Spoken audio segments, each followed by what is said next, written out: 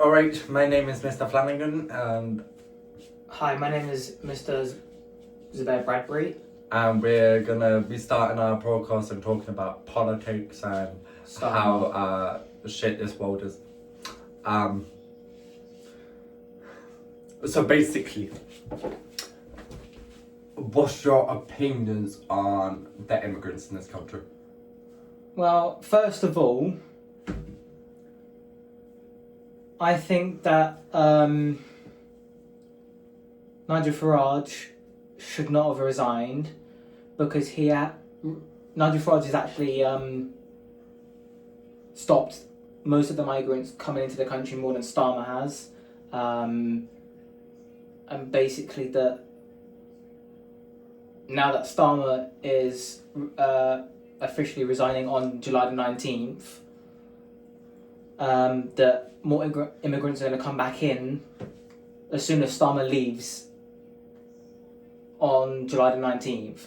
And what that will look like is, between 2,000 to 200 immigrants will start coming in by boats like France, Uganda, Afghanistan, Pakistan, Iran.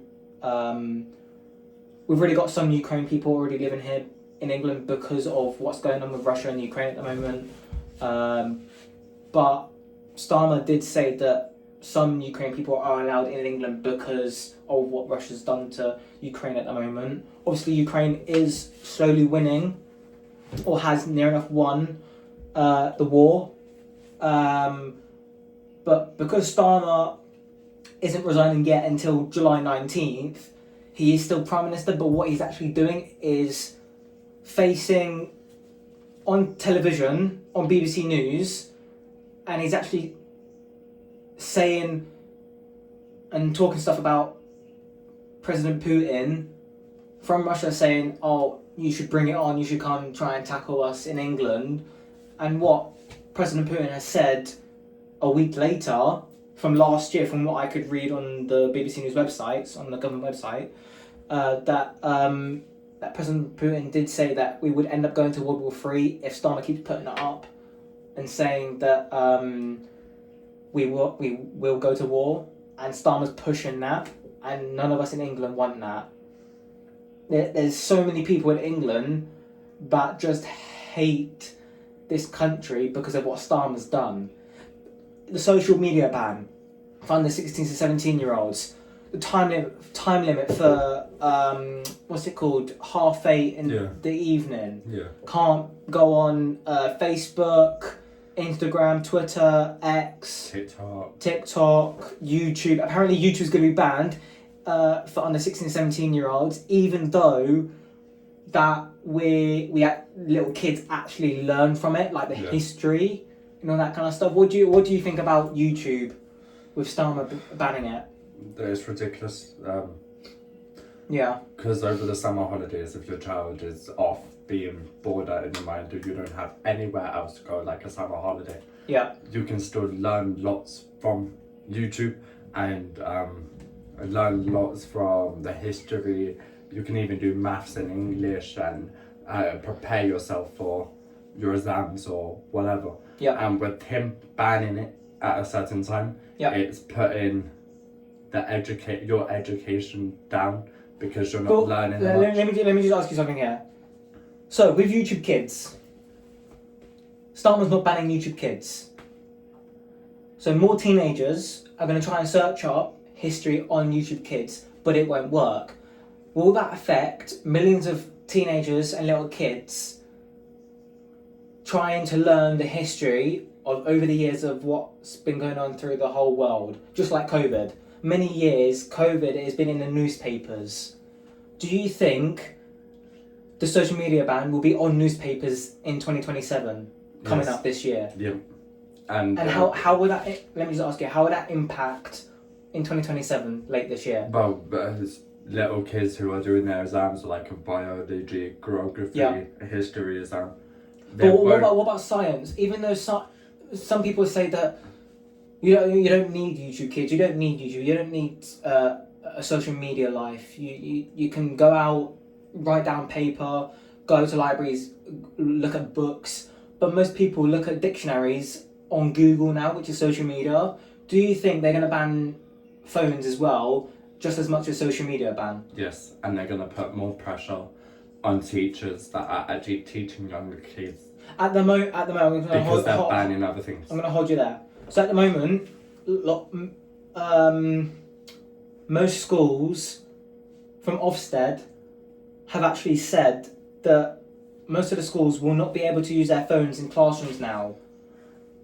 Even though, like, let's say Law Grey, Scotland and all that kind of stuff, and around the world, this is impacting a lot of people in school, like teenagers, because most people use calculators for certain reasons on their phone instead of buying calculators, because calculators at the moment are going up in price, as you can already tell. And also they brought out this new AI thing, to help them revision. And with Keir Starmer banning YouTube and every social media platform, they can't now do their revision at home or on any type of computer because they can't get any information ready for their revision. So at the moment, what do you think of Starmer resigning on July the 19th? It should have came sooner than later. But what about Andy Burnham? He's just as bad as Starmer. What do you think of him? No, we haven't given him a chance. If he's worse than Keir Starmer, then we need to really seriously have another election and let the public have their chance of talking. Also, I want to ask you another question. Starmer isn't letting anyone use the public money for like parks for the summer to like have flowers in the parks so little children can see a new life in the park. Like, we're spending so much of the public's money on politicians when they actually have their own money. So what do you think of that? Because they're making their own income from just working as a Prime Minister or as a politician. Well, to be fair, we need to start making... People have tried making the place a bit brighter, especially with reducing litter, reducing anything. Yeah. And this might be dark, but if like a little But in terms of littering, how many people are littering in Milton Keynes in their city centre area? How much? About 1,000, more than that. But as I was saying, if a person was slowly dying and they wanted to go back to their favourite place, all they'll see is a litter or just the place gone downhill because no one's looking after it. True. What about the police force, Thames Valley Police? They're going out to arrest people. Thames Valley Police are saying that the people are suspecting of a crime or a murder, but it's not actually true, is it? No. The one thing that is sick about the police is they discharge a person who got away with murder of killing other people and robbery. But yet, as soon as he got discharged, he went and killed an innocent person. And now... What about Henry Novak? Let's talk about Henry Novak. He was an innocent person who was walking home from wherever he was, shops, his school, or whatever. How did that impact on Henry Novak's family? Because he was just innocent. He was an innocent person. Yeah, and the immigrants nowadays are making them try and stay in this country and not get arrested by lying to the police and just basically saying, oh yeah, I've been attacked. But then we get told off for having a Black History Month. We're supposed to support that. Yeah. But how the hell do how do blacks get away with murder or attacking white people or everything? Yeah. And not get arrested for it. That's true. So how does that impact in like Pride Month and that with the police? If someone says, oh, in McDonald's, like a couple of weeks ago at the city centre, they go upstairs in McDonald's at the city centre and they go into the women's restroom and go to the bathroom. People are saying that they're not women, they're men, but they identify themselves as transgender. How does that impact other people in public? They must feel really uncomfortable because you wouldn't want to share an actual bathroom with a man or a female. Yeah. Well, you would if But you but was. what if you If you was a couple. what if he was transgender and public kept complaining about it? What would you think of that? Because transgender is transgender. You don't have to be with a man and a man in a relationship, or a woman and a woman in a relationship. You can be whatever you want to be. Pan, bi, straight. I think it's just ridiculous. This generation is.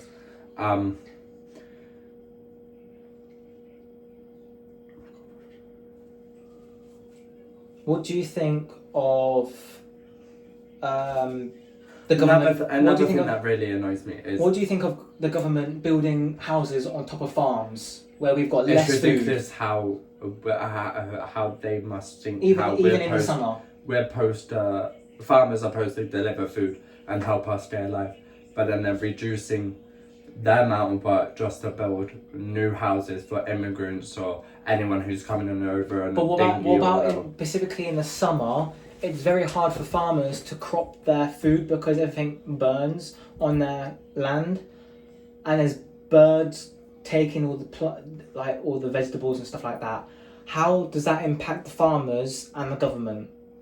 Because the government is making more houses on their farmland. It impacts the farmers more than it does the government, because the government only think about is one, money, and two, just building a load of random buildings that probably are going to get knocked down after a couple of years, and all of those places are just going to be filled with a load of immigrants. Also, and we ain't going to get nothing out. Also, I'm going to ask you another question. So, with Starmer, with the social media ban, everyone is allowed on social media now, like we're doing now. But Starmer has said to his daughter that she's not allowed on social media whatsoever, even when the social media comes to a ban, even though it's not a ban now. What do you think of that at this moment in time? Ridiculous. Even his own daughter. Exactly. You should let the young generation learn or even experience how to live in this world with Apple Pay or whatever, and just have the experience. And don't get me wrong, with the old people who are fought for this country, it might be more upsetting to them than it is to us, because they served this country and tried to make it better. Also, and now it's going down. Also, that speech that Starmer made a couple of weeks ago, saying that he was going to resign, he was more talking about his wife and his daughter more than this country, wasn't he? I just want to ask you a question about that. So when he was saying the questions, saying that he supports his wife and his daughter and his family too, but he was also fake crying to make it look like everyone could listen to him again. What do you think that's happened there? I knew from day one he didn't give a crap about this country, because he just tried to make everything part of him, putting in stupid reservations or putting him in bands anyway, and not letting us have our freedom of speech. And with him just saying, "Oh yeah, I care for more my family and my wife and my daughter," than he does for the country that he has run. But what about Starmer saying that he's gonna lower the energy bill prices, the income tax for cars, petrol, food, the living crisis? How is that gonna impact us in 2027 if it keeps going up? It's really not. He said this again last year and a year before he would reduce the prices. But it hasn't, they have just gone sky high to the point where you even get a tin of baked beans from the shop. As soon as you go to the till, it's gone up 10p. Yeah, I know. Even for a bottle of easy washing up liquid, I got this from my local corner shop. It was £6.50. Now, obviously, in Tesco's in Bletchley, this is obviously only £1 in Bletchley Tesco's. It's unacceptable for the Prime Minister of the United Kingdom saying that he's going to put up prices when it's not on. And what do you think that will we survive in 2027 if this living crisis price goes up? No, there's going to be more homeless on the street. And but we've already got 2,000 people homeless already. Because of the stuff is going up. There's already like what, 25 people up city centre that is sitting and sleeping outside on the floor. Do you think they should be allowed to sleep outside on the floor? No. Just because Starmer says so? No. So what else do you think about Nigel Farage? Why do you think he's resigned and told Keir Starmer that he's going to resign? Because he doesn't want to support what he's done to this generation and how. But Nigel Farage has already supported Andy Burnham to be the next Prime Minister instead of Keir Starmer. So what would that look like if Nigel Farage didn't resign as a reform? He would have gave his opinion on what he's the only person that I know that's helped the potholes in the road. Supported people doing the potholes. What about Andy Burnham? Andy Burnham was the Prime Minister of Manchester. He's put up houses in Manchester that are over nearly £2,000, but it's gone up in price to at least £13,500 just for a 3-bedroom flat. What would that look like in Milton Keynes if all the flats went up in price from, let's say, £500 per person to live in there, but the rent went up. So what I mean by per person is say 3 family and a child. What would that look like if it went up to £1,000 every month? Not twice a month, every 1 month. But no one will be able to afford it because the prices are ridiculous. And people are also losing their jobs because of this. But at the moment, I'm only paying £94 for this apartment. How much are you paying for your apartment? If you had an apartment, what would you pay? Would you pay £1,000 every 2 months? I'd only pay £50 a week. Exactly. And you see here, my frustration for this apartment, I'm paying £94 every 2 months. That's £140 every year for me to deposit.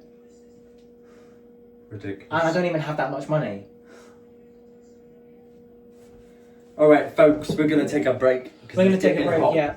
We're going to be back in a short minute. Hope you stay well. My name is Mr Bradbry. And I'm Mr Flanagan. Hope to see you in the next video.